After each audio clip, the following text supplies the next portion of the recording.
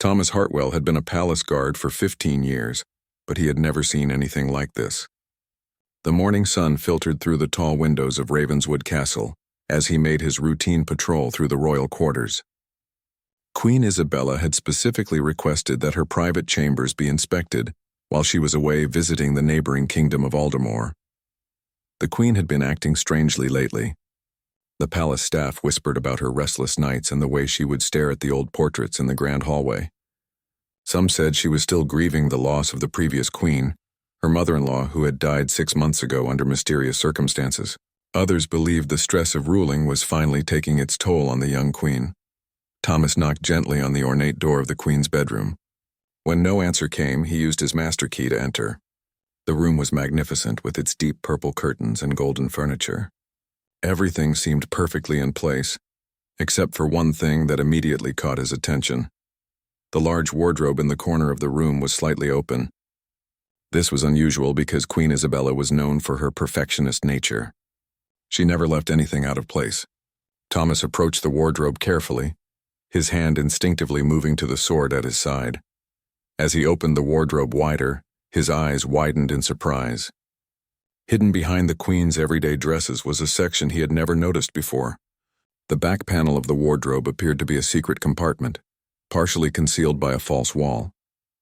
Through the small opening, he could see something glittering in the darkness. Thomas looked around the room to make sure he was alone, then carefully moved aside the Queen's gowns. His fingers found a small handle hidden in the wood paneling. When he pulled it, the false back of the wardrobe swung open like a door, revealing a hidden space about the size of a small closet. Inside, hanging on a special golden hook, was the most beautiful dress Thomas had ever seen. It was made of pure white silk with thousands of tiny pearls sewn into intricate patterns across the bodice. The sleeves were long and flowing, decorated with silver thread that caught the light like starlight. At the bottom of the dress, emeralds and sapphires formed the shape of roses and leaves. But what truly took Thomas's breath away was the crown that sat on a velvet cushion beside the dress. It was unlike the current royal crown that Queen Isabella wore during official ceremonies. This crown was older, more elaborate, with diamonds so large they seemed to glow with their own inner light. Ruby roses decorated the band, and at the very top sat a massive blue sapphire that seemed to hold secrets within its depths. Thomas realized he was looking at a coronation gown, but not just any coronation gown. This had to be the legendary dress worn by Queen Evangeline, the beloved ruler who had died over 50 years ago. According to palace legend, Queen Evangeline's coronation dress had been lost after her death, and many believed it had been buried with her. The guard's mind raced with questions. How had this dress ended up in Queen Isabella's wardrobe? Why was it hidden? And most importantly, why had the Queen never mentioned it to anyone? As Thomas examined the dress more closely, he noticed something tucked into one of the sleeves. It was a small piece of parchment yellowed with age. His hands trembled as he carefully unfolded it. The writing was in an elegant script, but the words made his blood run cold. The truth about my death lies with those who wear my crown. Trust no one in the castle, for the serpent hides among the roses. My dear successor must beware, for history has a way of repeating itself.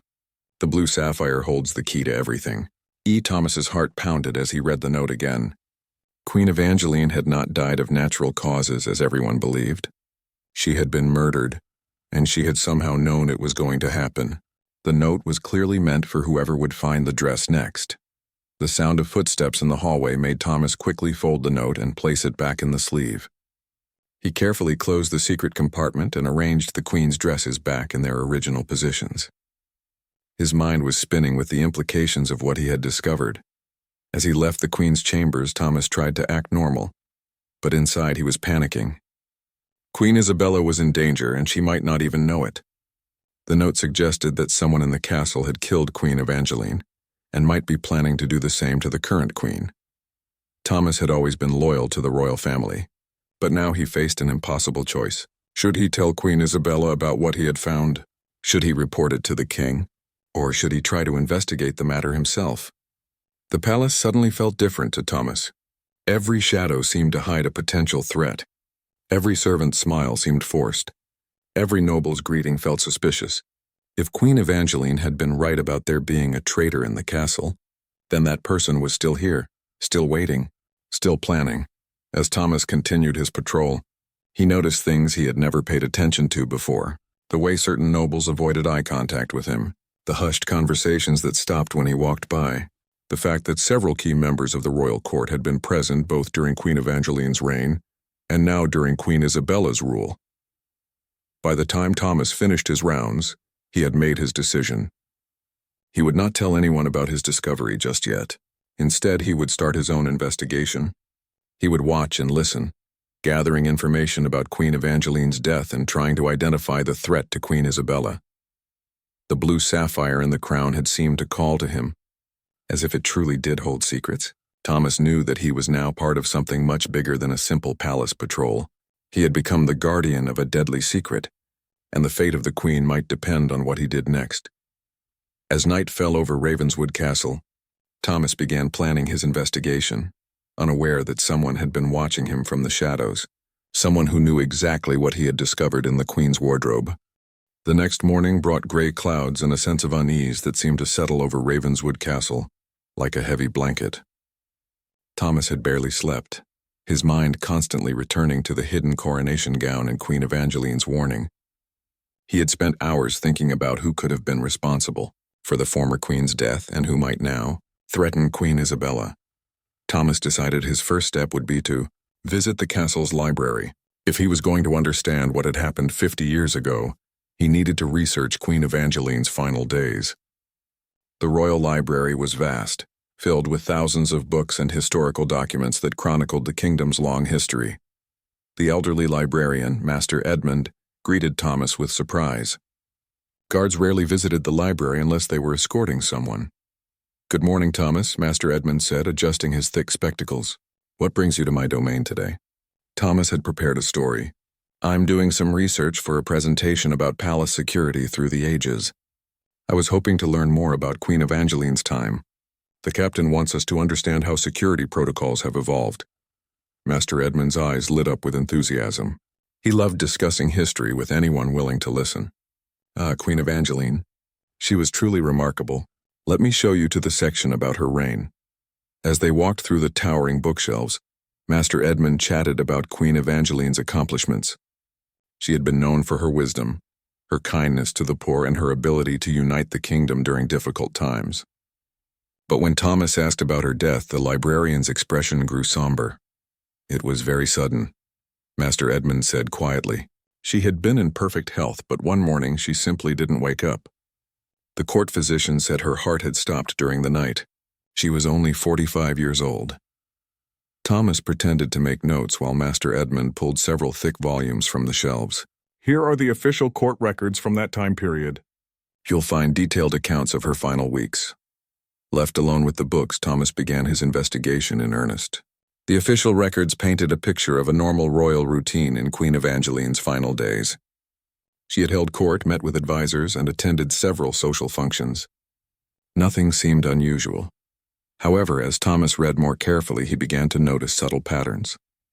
In the weeks before her death, Queen Evangeline had made several strange decisions. She had dismissed 2 longtime advisors without explanation. She had changed the locks on her private chambers. Most interesting of all, she had requested that her coronation gown be moved to a secure location just 3 days before her death. Thomas also discovered something troubling in the witness accounts. 3 people had been present in the castle during Queen Evangeline's final night: her personal physician, Dr. Marcus Blackwood, her chief advisor, Lord Reginald Ashworth, and her lady-in-waiting, Lady Catherine Morse. What made Thomas's blood run cold was the realization that all 3 of these people were still alive and still worked in the castle. Dr. Blackwood was now the royal physician to Queen Isabella. Lord Ashworth had become the head of the royal council. Lady Catherine had been promoted to head of the royal household staff. Thomas quickly made copies of the relevant pages, hiding them inside his jacket. As he prepared to leave, Master Edmund approached him again. "Finding everything you need?" the librarian asked. "Yes, thank you," Thomas replied. "Master Edmund, do you remember anything personal about Queen Evangeline's death? Anything that wasn't written in the official records?" The old man looked around nervously, then leaned closer to Thomas. "There were rumors," he whispered. "Some of the servants claimed they heard arguing coming from the Queen's chambers the night she died. Others said they saw strange shadows moving through the corridors. But the official investigation dismissed these claims as hysteria. Who conducted the official investigation? Thomas asked. Lord Ashworth, Master Edmund replied. He concluded that the Queen died of natural causes and ordered that no one should spread rumors or gossip about her death. Thomas thanked the librarian and left the library with his mind racing. Lord Ashworth had not only been present the night Queen Evangeline died, but he had also been in charge of the investigation into her death. This seemed like a serious conflict of interest. As Thomas walked through the castle corridors, he began to observe the three suspects more carefully. Dr. Blackwood was a thin, serious man in his 70s with sharp features and cold gray eyes. He moved through the castle with an air of authority, and other staff members seemed to fear him. Lord Ashworth was a large, imposing man with a well-groomed beard and expensive clothes. He had a booming voice and a charming smile, but Thomas noticed that his eyes never seemed to match his friendly expression. As head of the Royal Council, he had significant influence over castle policies and security. Lady Catherine was perhaps the most interesting of the three. She was an elegant woman in her 60s who had served the royal family for most of her adult life. She seemed kind and motherly, but Thomas noticed that she always seemed to know everything that was happening in the castle. Nothing escaped her attention. During his afternoon patrol, Thomas decided to test his theories. He deliberately changed his usual route to observe each of the three suspects. When he passed Dr. Blackwood in the medical wing, the physician watched him with suspicious eyes. When he encountered Lord Ashworth in the council chambers, the Lord asked several pointed questions about why Thomas was patrolling in that area, but it was his encounter with Lady Catherine that proved most revealing. When he passed her in the servants' quarters, she smiled warmly and asked about his well-being. However, when she thought he wasn't looking, Thomas caught her whispering urgently to another servant and pointing in his direction. That evening, Thomas returned to his quarters with a growing sense of danger. He was becoming convinced that one or more of these three people had been involved in Queen Evangeline's murder and might now be planning something similar for Queen Isabella. As he prepared for bed, Thomas made a disturbing discovery. Someone had been in his room. His belongings had been searched, though the intruder had tried to make it look like nothing had been disturbed. Thomas checked his hiding place for the copied documents from the library. They were still there, but the papers had clearly been moved. Thomas realized that his investigation had not gone unnoticed. Someone knew what he was doing and they were watching him. The same person who had killed Queen Evangeline was still in the castle, still dangerous, and now they knew that Thomas was getting close to the truth. As he lay in bed that night, Thomas clutched his sword and listened carefully to every sound in the corridor outside his room. He knew that he was now in serious danger, but he also knew that Queen Isabella's life might depend on his ability to uncover the truth before it was too late. The hidden coronation gown and its warning had set in motion a deadly game of cat and mouse, and Thomas was no longer sure whether he was the hunter or the prey. 3 days had passed since Thomas discovered someone had searched his room, and the atmosphere in Ravenswood Castle had grown increasingly tense. Word had arrived that Queen Isabella would be returning from Aldermore earlier than expected, which sent the entire staff into a frenzy of preparation. But for Thomas, this news brought both relief and terror. The Queen would be safer once she returned, but she would also be walking directly into danger. Thomas had been watching the three suspects carefully, and he was beginning to see patterns that deeply disturbed him. Dr. Blackwood had been making frequent visits to the castle's herb garden, collecting plants that Thomas couldn't identify. Lord Ashworth had been holding private meetings with castle guards, meetings that Thomas was specifically excluded from. Most concerning of all, Lady Catherine had been asking detailed questions about Queen Isabella's return schedule and her planned activities. The breakthrough in Thomas's investigation came from an unexpected source. While patrolling the servants' quarters, he overheard two kitchen maids talking in hushed voices. "Did you hear about Mary?" one of them whispered. "She's been dismissed without explanation." "That's the third maid this month," the other replied. "Lady Catherine said they were stealing, but Mary swore she never took anything." Thomas's ears perked up. 3 maids dismissed in 1 month seemed excessive, especially since the castle had a thorough hiring process.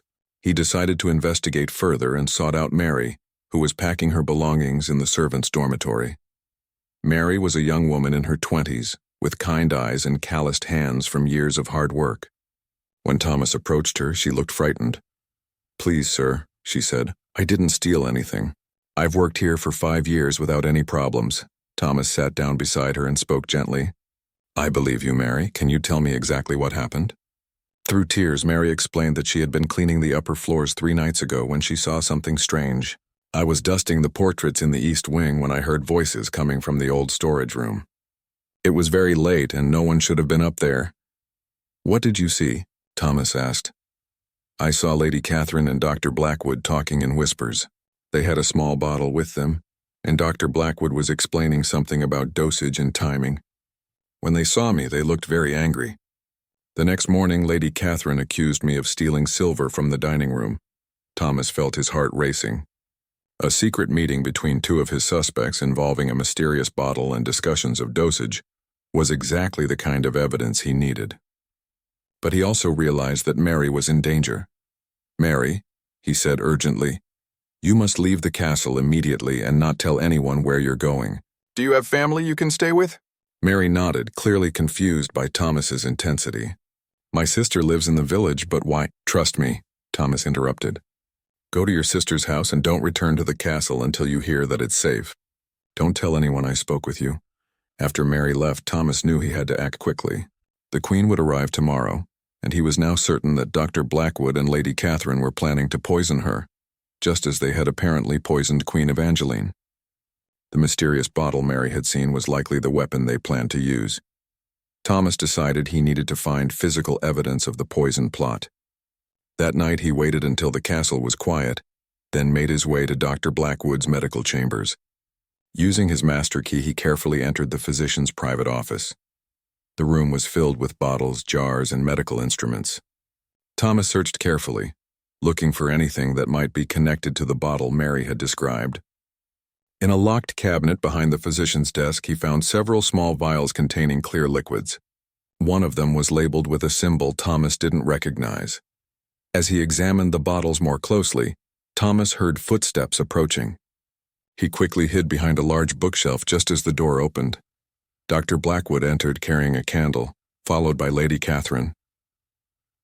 "Everything is prepared," Dr. Blackwood said in a low voice. "The dosage is perfect. It will appear that her heart simply stopped just like before." "Excellent," Lady Catherine replied. "And you're certain there will be no trace?" "None whatsoever. The compound breaks down completely within hours. Even if someone suspects poison, they'll find nothing." Thomas held his breath as the 2 conspirators moved around the room. Lady Catherine opened the locked cabinet and removed one of the small vials. "Tomorrow morning I'll add this to her tea during the welcome breakfast," she said. "By evening, Queen Isabella will be dead, and Lord Ashworth will be ready to take control as regent until a new heir is chosen." Thomas's blood ran cold. Now he understood the complete plot. All 3 suspects were involved. Dr. Blackwood was providing the poison. Lady Catherine would administer it, and Lord Ashworth would seize power after the Queen's death. They had done exactly the same thing to Queen Evangeline 50 years ago. "What about the guard who's been asking questions?" Dr. Blackwood asked. "Thomas Hartwell," Lady Catherine said with disgust. "He's becoming a problem. After tomorrow's events, we'll arrange for him to have an accident. No one will question the death of a guard who was overcome with grief at failing to protect his queen." The 2 conspirators left the medical chambers, leaving Thomas alone in the darkness. He now had the information he needed, but he also knew his life was in immediate danger. He had to find a way to save Queen Isabella and expose the plot before it was too late. Thomas carefully took one of the poison vials as evidence, then made his way through the dark corridors back to his quarters. As he walked, he formulated a desperate plan. He couldn't trust anyone in the castle, since he didn't know how many people were involved in the conspiracy. His only hope was to intercept Queen Isabella before she entered the castle and warn her directly. But as Thomas approached his room, he realized something was wrong. His door was slightly open, and he could see candlelight flickering inside. Someone was waiting for him. Thomas drew his sword and carefully pushed the door open. Lord Ashworth was sitting in Thomas's chair, smiling coldly. Behind him stood 2 guards that Thomas didn't recognize. "Good evening, Thomas," Lord Ashworth said calmly. "We need to have a conversation." Thomas gripped his sword tighter, knowing that his investigation had led him into a trap. The poison vial hidden in his jacket suddenly felt like the weight of the entire kingdom. Queen Isabella would arrive in just a few hours, and Thomas was the only person who could save her life. "You've been very busy lately," Lord Ashworth continued, standing up slowly. "Visiting the library, asking questions, searching places you shouldn't. Did you really think we wouldn't notice?" Thomas realized that he was facing the moment of truth. Everything he had discovered, everything he had learned about Queen Evangeline's murder and the plot against Queen Isabella, would be meaningless if he didn't survive the next few minutes. The fate of the kingdom hung in the balance, and Thomas was completely on his own. Thomas stood in his doorway, sword drawn, facing Lord Ashworth and the two unknown guards. His mind raced as he calculated his options. The corridor behind him offered an escape route, but he would have to get past 3 armed men to reach it. The poison vial in his jacket felt heavier with each passing second. "There's no need for weapons, Thomas," Lord Ashworth said with false friendliness. "We simply want to discuss your recent activities." "Please sit down." Thomas didn't move. "I prefer to stand." Lord Ashworth's smile faded. "You've discovered something, haven't you? Something about our beloved former Queen Evangeline." "I know everything," Thomas said boldly, hoping to buy time. "I know about the poison, the meetings, the plan for tomorrow." The 2 guards moved closer, but Lord Ashworth raised his hand to stop them. "Impressive. You're more resourceful than we gave you credit for. Tell me, what exactly do you think you know?" Thomas decided to take a gamble. If he could make Lord Ashworth believe he had already shared the information with someone else, they might hesitate to kill him immediately. "I know that you, Dr. Blackwood, and Lady Catherine murdered Queen Evangeline 50 years ago," Thomas said. "I know you used an untraceable poison that stopped her heart. I know you're planning to do the same thing to Queen Isabella tomorrow morning. And I know that several people already have this information." Lord Ashworth's eyes narrowed. "You're lying. You've told no one." "Am I?" Thomas challenged. "Master Edmund in the library helped me research Queen Evangeline's death. I've been asking questions all over the castle. Do you really think no one else has noticed the patterns?" For a moment, uncertainty flickered across Lord Ashworth's face. This was exactly what Thomas had hoped for. The conspirators had spent 50 years believing their secret was safe. The thought that multiple people might now know the truth clearly disturbed them.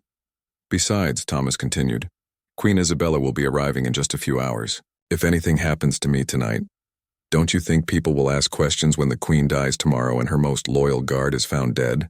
Lord Ashworth considered this, then smiled coldly again. "You make excellent points, Thomas, which is why we've decided to modify our plan." The Lord reached into his coat and pulled out a small bottle similar to the one Thomas had seen in Dr. Blackwood's office. "You're going to drink this poison willingly. When Queen Isabella arrives tomorrow, we'll tell her that you discovered a plot against her life and took your own life rather than face the shame of failing to prevent it. We'll even leave a confession note in your handwriting." Thomas's heart pounded, but he forced himself to remain calm. "And if I refuse, then we'll force it down your throat and make it look like suicide anyway," one of the guards growled. Thomas knew he was running out of time and options. The poison vial in his jacket was his only evidence, and if he died, no one would be able to save Queen Isabella. He had to create a distraction and escape. "Before I die," Thomas said slowly, "I want to know why. Why did you kill Queen Evangeline? Why are you planning to kill Queen Isabella?" Lord Ashworth seemed pleased to have an opportunity to explain his cleverness. "Queen Evangeline discovered our financial arrangements. For years we had been redirecting funds from the royal treasury to our own accounts, small amounts that no one would notice. But Evangeline was too thorough, too intelligent. She found evidence of our activities and threatened to expose us. So you killed her to keep your secret?" Thomas said. "We had no choice." Lady Catherine's voice came from the doorway. She had arrived silently and now stood behind the guards.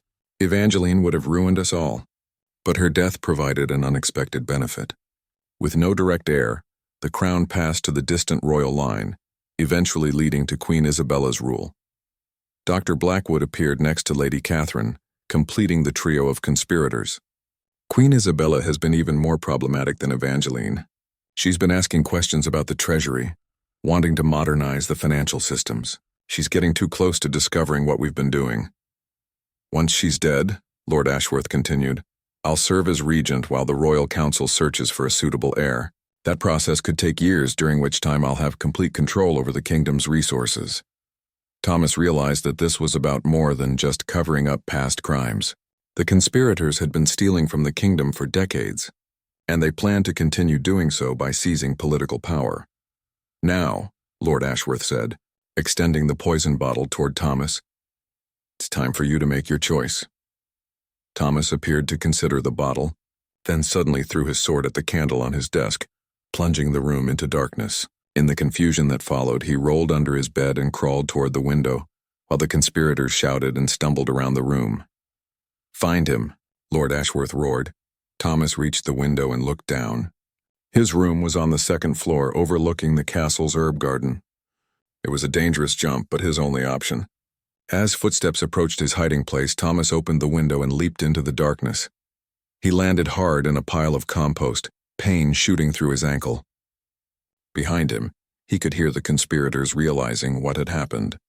Candlelight appeared in the window above as they looked for him. Search the grounds, Lady Catherine commanded. He can't have gone far. Thomas limped through the garden, using the shadows of the trees to conceal his movement. His ankle throbbed with each step, but he forced himself to keep moving. He had to reach the main gate before Queen Isabella's carriage arrived. As he made his way through the castle grounds, Thomas could hear the conspirators organizing a search. They had awakened additional guards and were systematically checking every possible hiding place. Thomas knew it was only a matter of time before they found him. The eastern gate came into view just as Thomas heard the sound of approaching horses. Queen Isabella's carriage was arriving earlier than expected, escorted by her personal guard. Thomas realized he had only minutes to warn her before she entered the castle and walked into the trap. Ignoring the pain in his ankle, Thomas ran toward the gate, shouting at the top of his lungs. Stop, don't enter the castle. The queen is in danger. The royal guards immediately drew their weapons, thinking Thomas was attacking. But Queen Isabella, a wise woman who had always trusted Thomas's judgment, ordered them to listen. Thomas? She called from inside the carriage. What's wrong? Your Majesty, Thomas gasped, falling to his knees beside the carriage. There's a plot to poison you. Lord Ashworth, Dr. Blackwood, and Lady Catherine murdered Queen Evangeline, and they're planning to kill you tomorrow morning. Queen Isabella's face went pale. Are you certain? Thomas pulled the poison vial from his jacket. I have evidence, Your Majesty. They're planning to put this in your tea during the welcome breakfast. Behind them, the sound of pursuing footsteps grew louder. The conspirators had found Thomas's trail and were approaching the gate. Queen Isabella had to make a decision immediately: trust her loyal guard or enter the castle where a deadly trap awaited her. Queen Isabella stared at the poison vial in Thomas's trembling hand, her mind racing as she processed the magnitude of what he was telling her. The approaching footsteps grew louder, and she could see torchlight flickering in the distance as the conspirators and their allies searched for Thomas. Captain Morrison, the Queen commanded her personal guard captain, surround this carriage immediately. No one from the castle is to approach without my direct permission. Captain Morrison, a veteran soldier who had served the royal family for 20 years, quickly positioned his men in a defensive circle around the Queen's carriage. He had known Thomas for many years and could see the desperate sincerity in the guard's eyes. Your Majesty, Thomas continued urgently, they killed Queen Evangeline the same way. I found her coronation gown hidden in your wardrobe, along with a warning note she left. They've been stealing from the royal treasury for decades, and they're planning to seize control of the kingdom through your death. Queen Isabella's expression hardened. She had always suspected something was wrong with the official account of Queen Evangeline's death, but she had never imagined the truth was this sinister. Tell me everything, Thomas, quickly. As Thomas recounted his discoveries, from finding the hidden gown to overhearing the conspirators' conversation in Dr. Blackwood's chambers, Queen Isabella listened with growing anger. The woman she had trusted to manage her household, the physician she had relied on for medical care, and the advisor she had depended on for political guidance had all been plotting her murder. There, Lord Ashworth's voice echoed across the courtyard. I see the Queen's carriage. The conspirators emerged from the castle, accompanied by a dozen guards. Thomas recognized some of the guards as men who had been acting suspiciously in recent days. It appeared that Lord Ashworth had been building his own private army within the castle's security force. Lord Ashworth approached the carriage with a concerned expression, playing his role as the loyal advisor. "Your Majesty, thank goodness you're safe. This guard has been acting strangely, making wild accusations and disturbing the peace of the castle." "Has he?" Queen Isabella asked coldly, stepping down from her carriage. The poison vial was hidden in her hand. "What sort of accusations?" Lady Catherine moved forward with tears in her eyes, the picture of a devoted servant. "He's been claiming that we're plotting against you, Your Majesty. It's clearly the stress of his duties affecting his mind. Perhaps he needs medical attention." Dr. Blackwood nodded gravely. "I've seen this condition before in soldiers. Paranoid delusions brought on by exhaustion and guilt. He probably feels he failed in his duty to protect you while you were away." Queen Isabella looked at each of the three conspirators, seeing them clearly for the first time. Their performance was convincing, but Thomas's evidence was irrefutable. She had to be careful, though. They still had supporters among the guards, and one wrong move could put everyone in danger. "Thomas," the Queen said, "these are very serious accusations. Are you absolutely certain of what you're telling me?" Thomas met her eyes and nodded firmly. "I stake my life on it, Your Majesty." Queen Isabella turned to Lord Ashworth. "If Thomas is suffering from delusions, surely you won't mind if we investigate his claims. After all, if they're false, it will be easy to prove him wrong." Lord Ashworth's confident smile faltered slightly. "Of course, Your Majesty, but perhaps we should get you inside first. You must be tired from your journey." "I'm not tired at all," the Queen replied. "In fact, I'm quite energetic. Dr. Blackwood, I understand Thomas claims you have certain substances in your medical chambers that could be used as poison. Surely you wouldn't object to showing us your collection." Dr. Blackwood's face went pale. "Your Majesty, a medical examination of my supplies would take hours, and many of my compounds are dangerous if handled improperly." "Then we'll handle them very carefully," Queen Isabella said sweetly. "Captain Morrison, please escort Dr. Blackwood to his chambers so we can examine these supposed poison compounds." "That won't be necessary," Lord Ashworth said quickly, his mask of loyalty finally slipping. "We can settle this matter right here." The Lord gestured to his loyal guards, who immediately drew their weapons. Captain Morrison and the Queen's men responded by forming a tighter circle around Queen Isabella, their own swords ready. "So," Queen Isabella said calmly, "Thomas was right. You are planning to kill me." Lady Catherine dropped her act entirely, her face twisting with hatred. "You stupid girl. You should have stayed in Aldermore. Everything was arranged perfectly. Just like it was arranged for Queen Evangeline," the Queen asked. Dr. Blackwood stepped forward, no longer bothering to hide his true nature. "Evangeline was a meddling fool just like you. The kingdom doesn't need queens who ask too many questions. What the kingdom needs," Lord Ashworth declared, "is stable leadership. Leadership that understands the realities of power and wealth." Queen Isabella held up the poison vial so everyone could see it. "You mean leadership that steals from the people and murders anyone who discovers the truth? Where did you get that?" Dr. Blackwood demanded, recognizing the vial immediately. "Thomas risked his life to obtain evidence of your crimes," Queen Isabella replied. "While you were planning my murder, my most loyal guard was working to save my life." The tension in the courtyard was electric. The two groups of armed men faced each other, waiting for someone to make the first move. Thomas, despite his injured ankle, struggled to his feet and drew his sword. "Your Majesty," Lord Ashworth said with false reasonableness, "you're outnumbered. My men control the castle gates. Even if you survive tonight, how long do you think you can hold out against us?" Queen Isabella smiled, and for the first time that night she looked completely confident. "Who says I'm outnumbered?" At her signal, additional royal guards emerged from the shadows around the courtyard. Captain Morrison had sent riders ahead to summon reinforcements while the Queen had been talking to Thomas. The conspirators suddenly found themselves surrounded by 24 loyal soldiers. "You see," Queen Isabella continued, "I've learned something important tonight. Loyalty cannot be bought or stolen. It must be earned through honor and truth. Thomas has shown me what real loyalty looks like." Lady Catherine made one last desperate attempt. "Even if you arrest us, you'll never be able to prove anything. It's our word against a confused guard." Thomas stepped forward, his voice strong despite his exhaustion. "Actually, there's something else you should know. Mary, the maid you dismissed, heard your conversation about poison and timing. She's safely hidden in the village, ready to testify about what she witnessed. Dr. Blackwood's face crumpled as he realized their plot had unraveled completely. How did you know about Mary? I told him, Queen Isabella said firmly. Thomas came to me earlier today and shared his concerns. We arranged for Mary's safety and set up tonight's confrontation to force you to reveal yourselves. Lord Ashworth stared at the Queen in shock. You knew? All this time you knew? Queen Isabella's expression was stern and regal.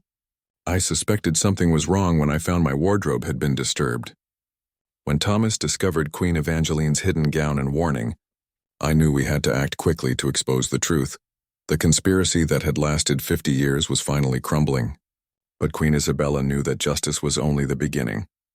The real work of rebuilding trust and securing the kingdom's future was just starting.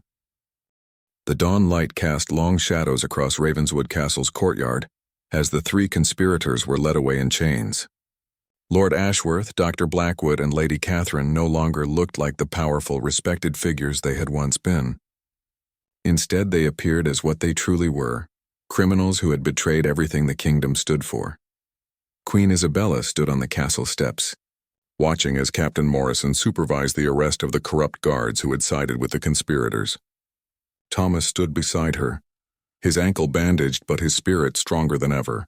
The poison vial that had nearly cost both their lives now sat safely locked in the royal treasury as evidence. Your Majesty, Captain Morrison reported, we've secured all the conspirators and their allies. Dr. Blackwood's medical chambers have been sealed. And we've found several more poison compounds hidden in secret compartments. Queen Isabella nodded grimly. What about the financial records? Lord Ashworth's office is being searched as we speak, the captain replied. The royal accountants are examining 50 years of treasury documents. Initial estimates suggest that hundreds of thousands of gold pieces have been stolen from the kingdom's funds. The magnitude of the theft was staggering. The money that should have been used for schools, roads, hospitals, and aid for the poor had instead been lining the pockets of the three conspirators. Queen Isabella felt a deep anger burning inside her, not just for the personal betrayal, but for all the suffering that could have been prevented if those funds had been used properly. Thomas, the Queen said, turning to her loyal guard, I owe you more than I can ever repay. You risked everything to save my life and expose the truth. Thomas bowed respectfully. I was only doing my duty, Your Majesty. Queen Evangeline's warning guided me to the truth. In a way, she saved your life from beyond the grave. The mention of Queen Evangeline brought a solemn expression to Queen Isabella's face. We must give her the justice she was denied 50 years ago. Her death will no longer be remembered as a tragedy of natural causes, but as the murder it truly was. Word of the conspiracy's exposure spread quickly throughout the castle and beyond. The servants who had been dismissed by Lady Catherine for discovering suspicious activities were summoned back and offered full reinstatement with compensation for their suffering. Mary, the brave young maid whose testimony had been crucial to the case, was promoted to a position of trust within the royal household. Master Edmund, the elderly librarian, arrived at the Queen's chambers with a collection of historical documents. Your Majesty, he said with excitement, I've been researching Queen Evangeline's reign more thoroughly. I believe there may be additional evidence of the conspirators' crimes hidden in the royal archives. Queen Isabella invited him to share his findings. Master Edmund spread several ancient documents on her desk, pointing to entries that he had previously overlooked. Look here, he said, indicating a series of financial records from Queen Evangeline's final year. There are repeated mentions of irregular expenditures and unauthorized transfers. Queen Evangeline had been investigating these discrepancies for months before her death. Thomas examined the documents carefully. This proved she was getting close to exposing them. No wonder they felt they had to kill her. There's more, Master Edmund continued. I found this hidden in Queen Evangeline's personal diary. He produced a small leather-bound book. She wrote about her suspicions regarding Lord Ashworth, Dr. Blackwood, and Lady Catherine. She even mentions planning to confront them about the missing funds. Queen Isabella read the diary entries with growing sadness and admiration. Queen Evangeline had been methodical and brave in her investigation, determined to protect the kingdom's resources even when she suspected her life was in danger. She knew they might kill her. Queen Isabella whispered, but she continued investigating anyway. The formal interrogation of the conspirators took place in the castle's great hall, with Queen Isabella presiding over the proceedings. Representatives from neighboring kingdoms had been invited to witness the trials, ensuring that justice would be transparent and fair. Lord Ashworth was the first to be questioned. Faced with overwhelming evidence, he eventually confessed to his role in both murders and the financial crimes. His arrogance had been replaced by desperate pleading as he tried to minimize his involvement and blame the others. It was Dr. Blackwood's idea, he claimed. He said the poison would be undetectable. I was only trying to protect the kingdom from queens who didn't understand the complexities of governing. Dr. Blackwood, when confronted with Ashworth's accusations, showed no remorse for his actions. I did what was necessary for the stability of the realm, he declared coldly. Both queens were interfering with efficient governance. Lady Catherine's testimony was perhaps the most disturbing. She revealed that the conspiracy had been planning to continue their scheme indefinitely, eliminating any ruler who threatened their control, and eventually placing one of their own allies on the throne. We spent decades building our network, she said with chilling pride. Guard servants, even some nobles, were loyal to us rather than to the crown. If that stupid maid hadn't overheard our conversation, you never would have discovered the truth. The trials revealed the full scope of the conspiracy's reach. Several additional castle staff members were arrested for their involvement, while others came forward voluntarily to confess their participation and beg for forgiveness. Queen Isabella showed mercy to those who had been coerced or threatened into cooperation, while ensuring that the main conspirators faced the full consequences of their crimes. During the investigation, Thomas made one final discovery that brought closure to Queen Evangeline's story. While examining the hidden compartment where the coronation gown had been stored, he found additional items that Queen Evangeline had hidden: detailed records of her investigation, copies of financial documents, and letters she had written to trusted allies asking for help. She was building a case against them, Thomas told Queen Isabella. She had enough evidence to expose the entire conspiracy, but they killed her before she could act. Queen Isabella held one of Queen Evangeline's letters, written just days before her murder. In it, the former queen expressed her hope that future generations would continue to fight for justice and truth, even in the face of danger. She would be proud of what you've accomplished, Queen Isabella told Thomas. You finished the work she started. The trials concluded with the three main conspirators being sentenced to life imprisonment, stripped of all titles and possessions. Their stolen wealth was returned to the royal treasury and immediately dedicated to projects that would benefit the people of the kingdom. Queen Isabella also announced sweeping reforms to prevent similar conspiracies in the future. The treasury would now be managed by multiple independent accountants, with regular audits conducted by representatives from other kingdoms. The royal guard would be restructured to ensure loyalty to the crown rather than to individual commanders. As the sun set on the day of justice, Queen Isabella stood once again in her private chambers, looking at Queen Evangeline's coronation gown, which now hung in a place of honor. The gown was no longer a hidden reminder of an unsolved murder, but a symbol of justice finally served and truth finally revealed. Thomas, now promoted to captain of the Royal Guard as a reward for his service, stood beside her. Together, they had ensured that Queen Evangeline's sacrifice had not been in vain, and that such a conspiracy could never threaten the kingdom again. 1 year had passed since the night that changed everything at Ravenswood Castle. The kingdom of Eldoria had transformed dramatically in those 12 months, becoming stronger, more prosperous, and more just than it had been in decades. The stolen wealth recovered from the conspirators had funded new schools, hospitals, and roads throughout the realm, bringing hope and opportunity to people who had suffered for too long. Captain Thomas Hartwell stood in the same corridor where his investigation had begun, but everything was different now. The oppressive atmosphere of fear and suspicion that had once permeated the castle had been replaced by a spirit of trust and transparency. New guards, carefully selected for their integrity and loyalty, patrolled the halls with pride rather than paranoia. Queen Isabella had kept her promise to reform the kingdom's institutions. The Royal Council now included representatives from all the kingdom's provinces, ensuring that the people's voices were heard in government decisions. The treasury was managed by a board of independent accountants who reported directly to the public, making it impossible for anyone to steal from the kingdom's funds again. Thomas often reflected on how a simple discovery in the Queen's wardrobe had unraveled 50 years of deception and corruption. Queen Evangeline's coronation gown now resided in the castle's memorial hall, where visitors could learn about her brave investigation and the ultimate price she paid for seeking justice.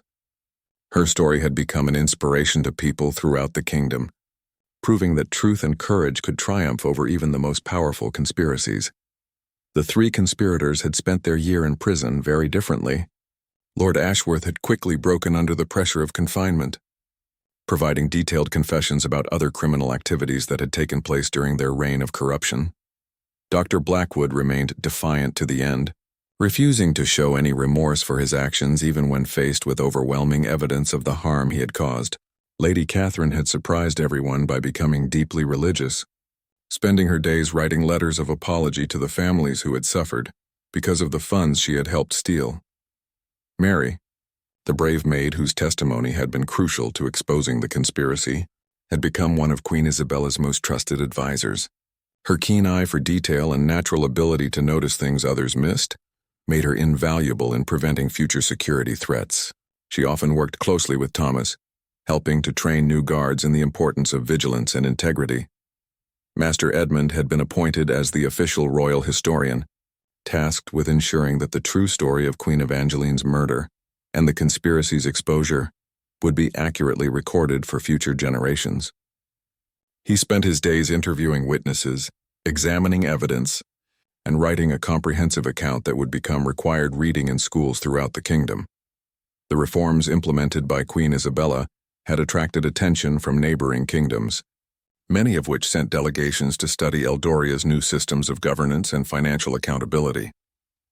Queen Isabella had become a respected leader throughout the region, known for her wisdom, fairness, and commitment to transparency. Thomas had grown into his role as captain of the Royal Guard with remarkable skill. He had implemented new training programs that emphasized not just physical prowess and loyalty, but also critical thinking and moral courage. Every new guard learned about the importance of questioning suspicious activities and reporting concerns through proper channels.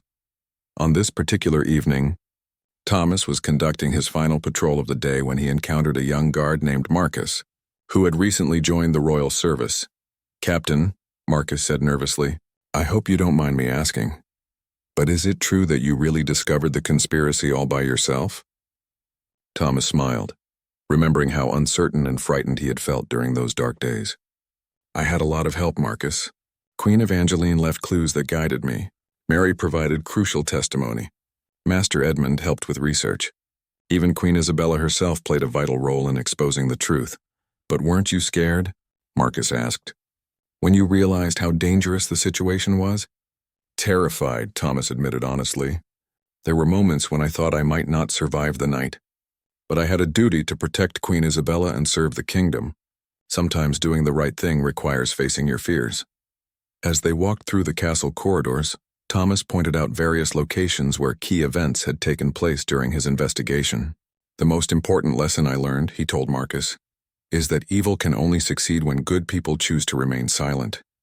If I had ignored what I found in the Queen's wardrobe, or if Mary had decided not to report what she heard, the conspiracy might have continued for another 50 years. Queen Isabella approached them as they completed their patrol. She still made a point of personally greeting the guards during their shifts, maintaining the personal connection that had made Thomas's loyalty so strong. "Good evening, Captain Hartwell," she said warmly. "How are our new recruits progressing?" "Excellently, Your Majesty," Thomas replied. "Marcus here was asking about the events of last year." Queen Isabella turned to the young guard with a serious expression. "What Thomas discovered changed not just our kingdom, but our understanding of how important it is for every person to take responsibility for protecting justice and truth. You may never face the kind of conspiracy that Thomas uncovered, but you will definitely encounter situations where you have to choose between what's easy and what's right." Marcus nodded solemnly, clearly moved by the Queen's words. "The coronation gown that started everything," Queen Isabella continued, "has become a symbol of how secrets can be preserved and truth can eventually emerge. Queen Evangeline's message waited 50 years to be found, but when the right person discovered it at the right time, it changed everything." As Queen Isabella returned to her duties, Thomas and Marcus completed their patrol. The castle was peaceful now, filled with people who served with honor and dedication rather than fear and greed. The reforms had attracted the best and brightest individuals to royal service, creating an atmosphere of excellence and integrity. Before retiring for the evening, Thomas made one final stop at the memorial hall where Queen Evangeline's gown was displayed. A small plaque beside the gown contained her final message. "The truth about my death lies with those who wear my crown. Trust no one in the castle, for the serpent hides among the roses. My dear successor must beware, for history has a way of repeating itself. The blue sapphire holds the key to everything." Below Queen Evangeline's message, Queen Isabella had added her own inscription. "Truth and justice may be delayed, but they cannot be denied forever. May future generations remember that ordinary people, acting with extraordinary courage, can change the course of history." Thomas touched the glass case gently, silently thanking Queen Evangeline for her wisdom and courage. Her death had not been in vain. Her hidden message had saved Queen Isabella's life and freed an entire kingdom from decades of corruption and lies. As Thomas walked to his quarters, he reflected on how much his life had changed since that morning, when he had simply been doing a routine inspection of the Queen's chambers. He had learned that heroism didn't require special powers or noble birth. It only required the willingness to do what was right, even when it was dangerous. The kingdom of Eldoria slept peacefully that night, protected not just by vigilant guards and strong walls, but by the knowledge that truth and justice would always find a way to prevail. The conspiracy that had lasted 50 years was now just a dark chapter in the kingdom's history, one that would be remembered not for the evil it represented, but for the courage of those who had the strength to expose it. In his final entry as a simple guard, Thomas had written in his journal, "Today I found a hidden dress and changed the kingdom." Now, as captain of the royal guard, he knew that the real treasure he had discovered was not the coronation gown itself, but the understanding that every person has the power to make a difference when they choose to act with honor and bravery. The story of the palace guard who forced open a wardrobe and found the truth had become legend throughout the kingdom, inspiring countless others to be vigilant, courageous, and committed to justice. And in the memorial hall, Queen Evangeline's gown continued to remind visitors that sometimes the most important discoveries are hidden in the most unexpected places, waiting for someone brave enough to seek the truth.